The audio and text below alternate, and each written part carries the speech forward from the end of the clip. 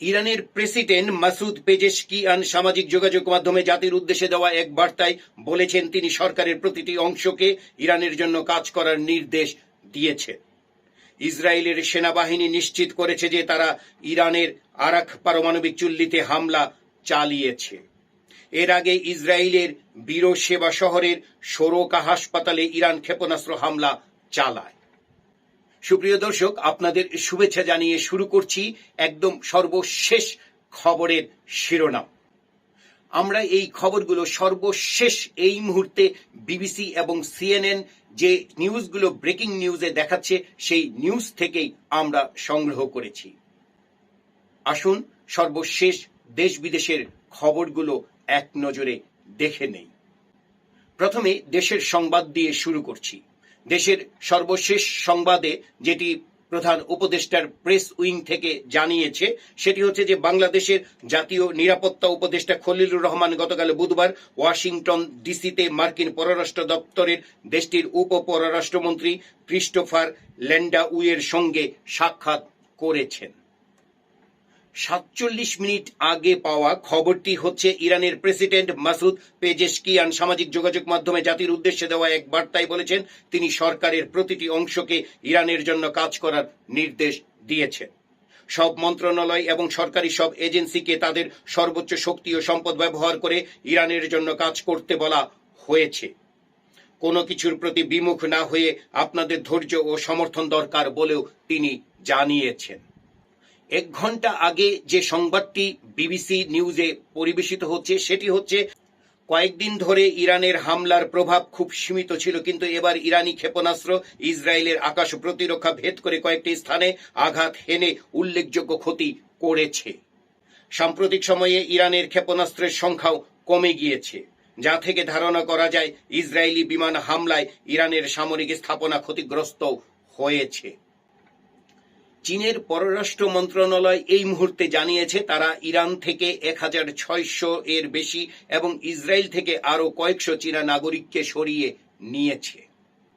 ২ ঘন্টা আগে সিএনএন নিউজে যে সংবাদটি পরিবেশিত হচ্ছে তা হচ্ছে ইরানের সর্বোচ্চ নেতা আয়াতুল্লাহ আলী খামেনি আইআরজিসির প্রধানের প্রস্তাবে ব্রিগেডিয়ার জেনারেল মোহাম্মদ কারামিকে আইআরজিসি স্থল বাহিনীর কমান্ডার হিসেবে নিয়োগ দিয়েছেন।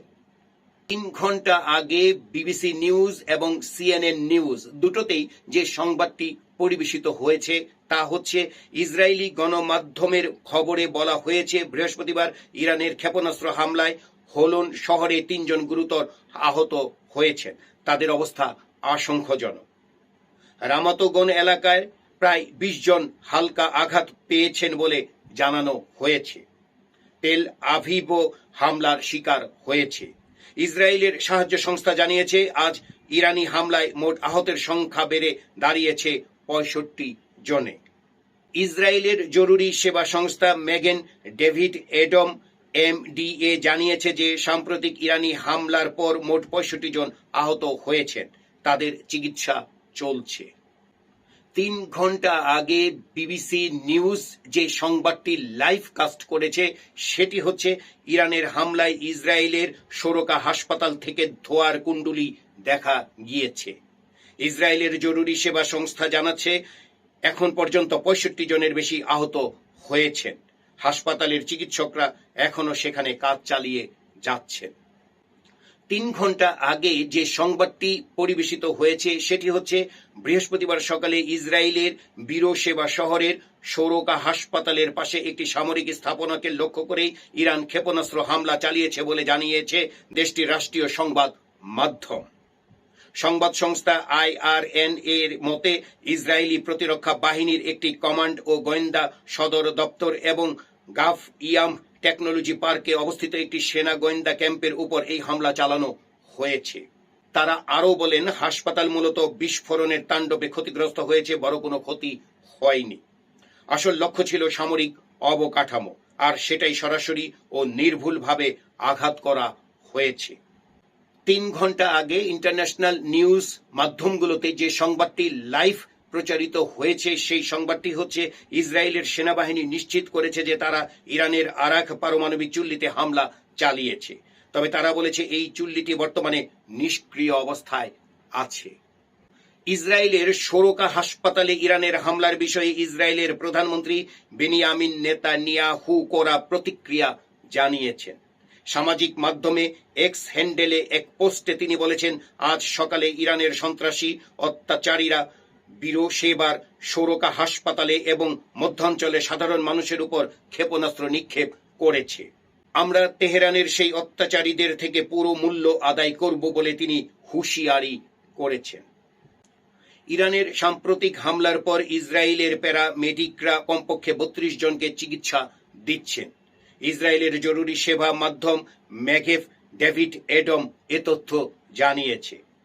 এমডিএ জানিয়েছে, প্রায় 80 বছর বয়সী একজন পুরুষ এবং প্রায় 70 বছর বয়সী একজন নারীকে গুরুতর আহত অবস্থায় হাসপাতালে নেওয়া হয়েছে। সেই সাথে আরও 30 জন হালকা আঘাত পেয়েছেন।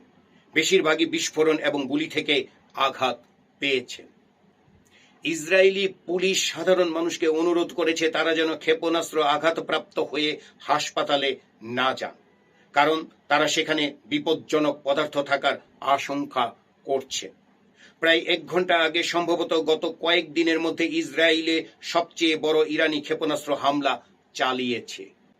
এই ছিল দেশ বিদেশের সর্বশেষ খবরের শিরোনাম। আমাদের এই ভিডিওটি যদি আপনাদের ভালো লাগে তাহলে একটি লাইক দিন এবং আপনার মতামত জানানোর জন্য কমেন্ট বক্স খোলা আছে। এটি অন্যদের দেখার জন্য বেশি বেশি করে শেয়ার করুন। আমাদের চ্যানেলটি যদি আপনাদের ভালো লাগে তাহলে আমাদের চ্যানেলের সাথে সঙ্গে থাকার জন্য চ্যানেলটি সাবস্ক্রাইব করুন।